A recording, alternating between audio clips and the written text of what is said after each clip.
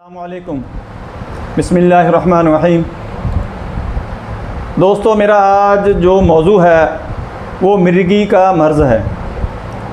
मिर्गी का मर्ज़ इंतहाई मुहलिक है, क्योंकि इस मर्ज़ से जो मरीज़ मुतासर होता है वो तो होता ही है, घर वाले बहुत ज़्यादा परेशान होते हैं, क्योंकि इस मर्ज़ के दौरे का कोई पता नहीं होता कि किस वक्त पड़ जाए। मरीज़ कहीं सीढ़ियों पर चढ़ रहा हो तो शदीद चोट लगने का डर होता है, या सीढ़ियों से गिरकर मौत वाक़ई भी हो सकती है। इसी तरह अगर आग के नज़दीक मरीज़ बैठा हो तो वो आग में गिर सकता है दौरा पड़ने की वजह से। इसी तरह पानी को देखकर भी इस मरीज़ को अक्सर दौरा पड़ जाता है, और ये डर होता है कि पानी में डूबकर मरीज़ अपनी ज़िंदगी से हाथ ना धो बैठे।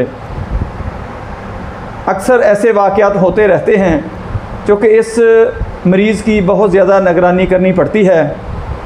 दोस्तों, मैं इस मर्ज़ के बारे में आज आपसे तफसील से बात करूँगा।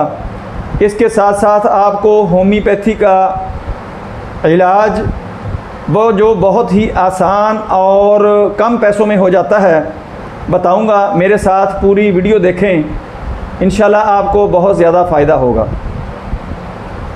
दोस्तों, ये मर्ज़ बच्चों में भी हो सकता है, जवानों में भी हो सकता है, बूढ़ों में भी हो सकता है, औरतों मर्दों सभी में ये मर्ज़ पैदा हो सकता है। इस मर्ज़ का सेंट्रल ब्रेन से ताल्लुक़ होता है। इसके मुसलसल दौरे नहीं पड़ते, कभी कभार पड़ते हैं, लेकिन इसके दौरे का या बेहोशी का पता नहीं होता कि किस वक्त ये हो सकती है। इसकी तशख़ीस करने के लिए MRI या CT स्कैन वगैरह करवाया जाता है, क्योंकि ब्रेन की जो वेन्स वगैरह या सेंट्रल ब्रेन जो होता है, वहाँ पर कोई रुकावट या कोई खून की सर्कुलेशन में प्रॉब्लम आ जाती है। इस वजह से ये मसले पैदा होते हैं। अंग्रेज़ी में इसका ये इलाज है कि मरीज़ का इलाज शुरू कर दिया जाता है। साल के लिए मेडिसन खिलाई जाए, 2 साल के लिए, 3 साल के लिए, जिस किस्म की बीमारी की शिद्दत होती है। लेकिन उसका ये मसला होता है कि अगर खुदा न खास्ता मरीज़ का आखिरी दिन मेडिसन का हो, उस दिन भी अगर दौरा पड़ गया तो दोबारा शुरू से मरीज़ को दवाई स्टार्ट करवाई जाती है। लेकिन होम्योपैथी को अल्लाह की नेमत समझें आप लोग, इसमें इसका बेहतरीन और 100% और यकीनी इलाज है। मैं आपको मेडिसन बता देता हूँ, वो आप बाज़ार से लेकर इस्तेमाल कर सकते हैं, या कोई आपके नज़दीक एक्सपर्ट होम्योपैथिक प्रैक्टिशनर हो तो उसके साथ कंसल्ट कर सकते हैं। लेकिन मैं उस प्रैक्टिशनर की काबिलियत के बारे में तो कुछ नहीं कह सकता। अलबत्ता मैं अल्हम्दुलिल्लाह बहुत से मरीज़ों का इलाज कर चुका हूँ जो अपनी नॉर्मल ज़िंदगी गुजार रहे हैं। बल्कि बाज़ बच्चों का मैंने इलाज किया, वो अल्हम्दुलिल्लाह अब शादीशुदा हैं। अल्लाह का बड़ा एहसान है, वो अपनी खुशगवार ज़िंदगी गुजार रहे हैं। दोस्तों, होम्योपैथी मेडिसन सल्फ़र आपने CM ताकत में ले लेनी है। 1 हफ्ते के बाद आपने 2 घूंट पानी में 5 कतरे उसके मरीज़ को देने हैं। 1 हफ्ते के बाद आपने दवाई को रिपीट करते जाना है। दूसरी मेडिसन आपने उसके साथ